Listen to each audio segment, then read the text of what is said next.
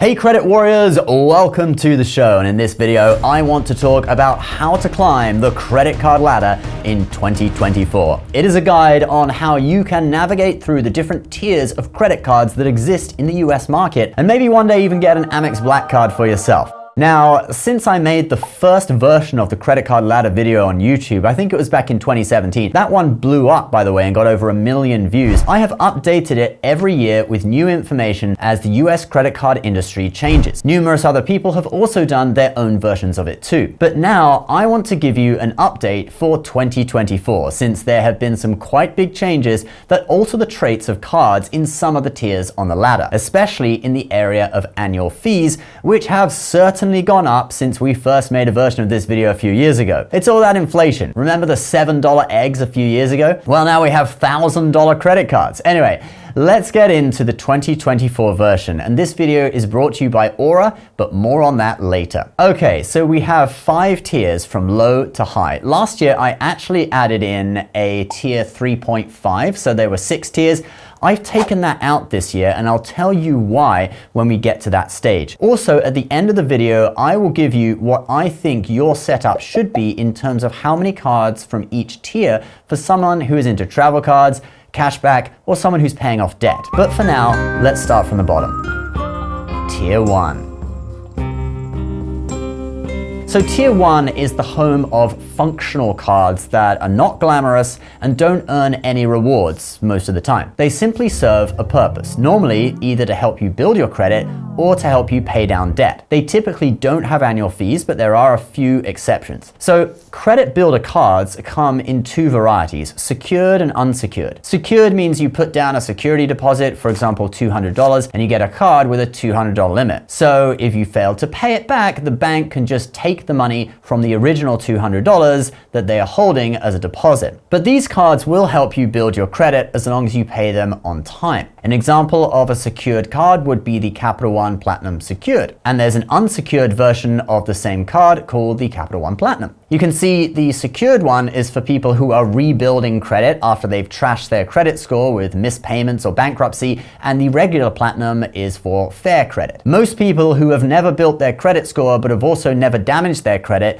should be able to get the unsecured Platinum unless you have a very short history of living in the United States. Then you may also need to go for a secured card. Another pretty good secured card for credit building or rebuilding is the Open Sky secured card. This one doesn't even check your credit when you apply. This one does have an annual fee of $35, but that is very low compared to annual fees that you will see later. Open Sky has added the advantage for new immigrants to the United States that you don't need a US checking account to apply. Both Open Sky and Capital One, as well as a couple of others, are recommended by credit expert Anthony Davenport, author of the book Your Score, who I've interviewed on the show before. All right, let's now look at cards that help you get out of debt.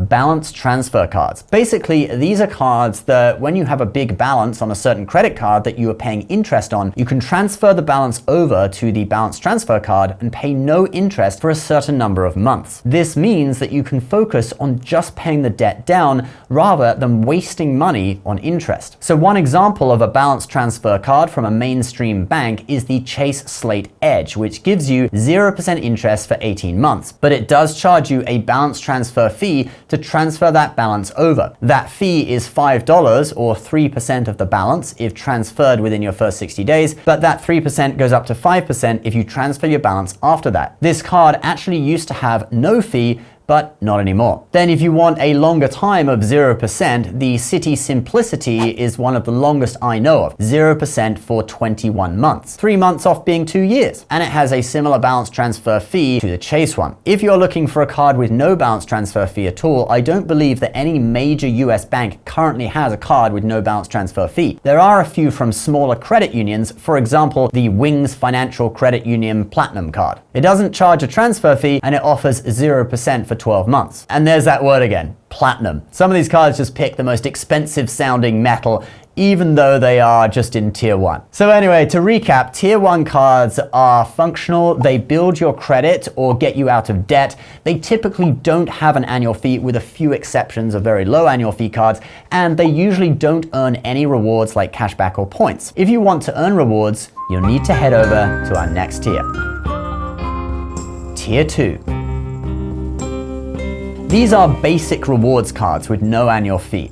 And the rewards that they earn are usually just cashback. We have cards like the Discover It cashback card, which actually can sometimes be obtained by people with no credit history. So in that case, you would skip Tier 1 and go for the Discover It card in Tier 2 and earn 5% cashback in categories that change each quarter with a $1,500 quarterly spending limit for that cashback rate. We also have the Apple credit card that has no annual fee and earns 2% cashback when you use Apple Pay or 1% using the physical card, and has some 3% categories too. So if you're an Apple fanboy, then that would probably be the card to go for.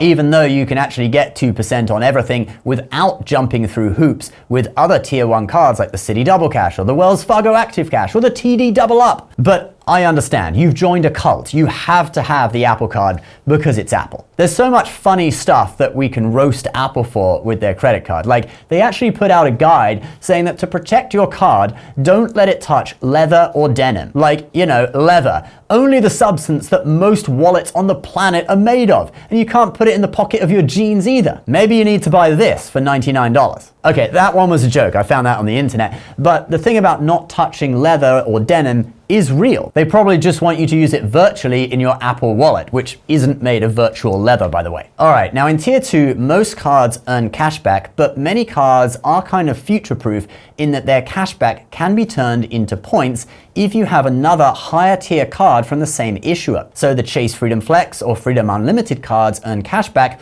but if you have the Chase Sapphire Preferred, I'll put a link in the description for that one, by the way, you can transform that cashback into points that are now worth 1.25 cents per point instead of just 1 cent per point when you book travel through Chase. Same with the Citi Double Cash 2% card or the Citi Custom Cash 5% rotating category card. If you have the Citi Premier, you can transfer that cashback over and it becomes points, and then you have way more redemption options. So to conclude Tier 2, these are cashback cards with no annual fee. They're sometimes 2% on everything, sometimes have 5% rotating categories with a spending limit per quarter, or sometimes they just have a few set spending categories that's like 3%. The few exceptions to this are some very basic hotel and airline cards with no annual fee that earn hotel or airline points, and the Amex Everyday card that is the only no annual fee Amex card that actually earns Amex points. Another outlier in this is the Bilt credit card, the only card that lets you earn points on rent. It does earn transferable points, but it has no annual fee and no welcome bonus, so I still call it Tier 2. And speaking of welcome bonuses, it's not that no cards in Tier 2 have bonuses though. In this tier, we do start to see some very small welcome bonuses, like the Amex Everyday card, for example, that we just looked at. It's 10,000 points, which is like $100 to $200 in value. And a typical welcome bonus in this tier would be something like spend $500 in 3 months, get $150. But many cards in the tier, like we said, don't even give a bonus. If you want to start getting larger bonuses, you need to head to our next tier. But before we look at Tier 3, if you are watching this video, I know that you take building and maintaining your credit score seriously. So you can climb the credit card ladder and apply for these cards that we talk about, which can enable you to earn points and get free travel. Thus, you don't want scammers getting your information, opening accounts in your name, and trashing your credit score. And that's why I have partnered with Aura, the sponsor of today's video. They're an all-in-one identity protection and credit monitoring service. They constantly reach out to data brokers on your behalf to get your information off the internet. For example, there are 62 different people called Ben Hedges on the site True People Search. If you click in, you can see their full address, phone number, even what their house looks like on Google Maps. It's really creepy. Oh look, Ben Hedges in Illinois has a trampoline. Anyway, not one of those 62 people is me because I have Aura and my data has been removed. It's the same with robocalls. I used to not answer the phone when I saw the same area code as me, and I've missed important calls because of it. But now, because of Aura, I've noticed a decrease in annoying robocalls. Aura actually does like 6 things in one: identity and credit monitoring, password manager, antivirus protection, it's a VPN which keeps your data safe online, and there's home title monitoring, and like we've said, data broker removal. And since you get all these things together, it's way cheaper than if you signed up to all of those services individually. You can either let people continue to exploit and profit off your private information, or you can go to aura.com/benhedges to start your 2-week free trial. It's also linked in the description below. Tier 3. Alright, so Tier 3 is where we start to see some big welcome bonuses, and it's also where we start to see a lot of cards with transferable points. But all these cards have annual fees. Now, in the past, they were basically all $95. You had the odd one that was $89 or something, but most were $95. That is not the case anymore. And in last year's video, I actually made a Tier 3.5 for those ones that had slightly higher annual fees. But now I think this is just the way it is. Inflation. So I'm going to say that the annual fee for Tier 3 ranges from $95 to $250. However, cards that have higher annual fees generally do offer some kind of credit to offset that annual fee. Like the Amex Gold, for example, has $240 worth of credits per year for dining. That almost completely offsets the annual fee if you use them. In reality, I use about half that amount each year, so I'm still getting the card for around $100 or so. In terms of sign-up bonuses, it's very common to see a welcome bonus with a value of $500 or more. Like this bonus on the City Premier card with a $95 annual fee for 60,000 points. That's worth at least $600. Then for points, like I said, this is where we see transferable points come into play. These are points currencies that can be transferred to airlines and hotels. The main ones here in the US are Chase Ultimate Rewards, Citi Thank You Points, Amex Membership Rewards Points, and Capital One Miles. These points are the most valuable since once you transfer them to miles with an airline, you get at least 2 cents per point or more in value from them. I exchanged 60,000 Chase points to United to book a $4,000 business class ticket, for example. So in Tier 3 with Chase, you have the Sapphire Preferred. With Citi, you have the Citi Premier. With Capital One, it's the Venture. And with Amex, it's actually 3 cards: the Everyday Preferred, which is the higher version of the Everyday with an annual fee, the Amex Green, and the Amex Gold. Then you also have Tier 3 hotel and airline cards like the Hilton Honors Surpass with a $150 annual fee, but $200 worth of Hilton credits per year. Offsets the annual fee completely if you use them. Now, the Hilton card doesn't have this next feature, but many hotel cards in this tier do provide an anniversary free night that offsets the cost of the annual fee. Then for airline cards, the Delta Gold and the Delta Platinum both fit into Tier 3, I would say. There are many airline cards that have an annual fee of between $95 and $250 and normally have some credits that offset it. So anyway, to recap, the themes of this tier